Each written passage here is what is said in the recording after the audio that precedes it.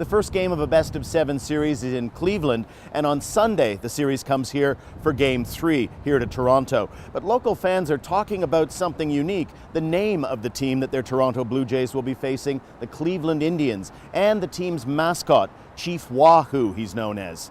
Now this is a depiction, a cartoon of a First Nations person, as they're known in Canada, a Native American in the U.S. There have been frequent protests against this by people who say it's offensive to Indigenous people in Cleveland. And here, local broadcaster, Blue Jays play-by-play announcer Jerry Howarth has said he has not used the name himself on air for more than 20, 30 years because he got a letter from a young fan who told him it was offensive. I wrote him back and I said, "Sir, for the rest of my career, I will not say Indians or Braves. And if I were in the NFL, I wouldn't say Redskins."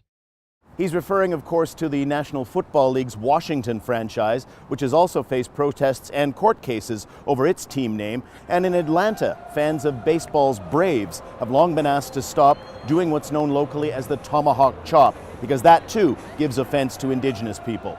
Here in Ontario, the local politicians and the Chief Human Rights Commissioner have said it's time to rethink these sorts of symbols.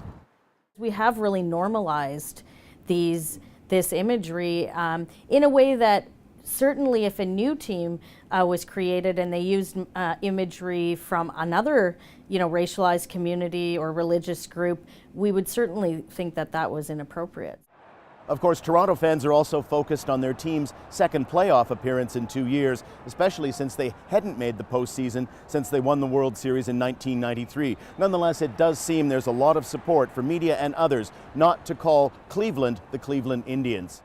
So that's the controversy. And as for the baseball, well, no guarantees, but these are two evenly matched teams, call them what you will, and everyone is expecting a pretty close and competitive series.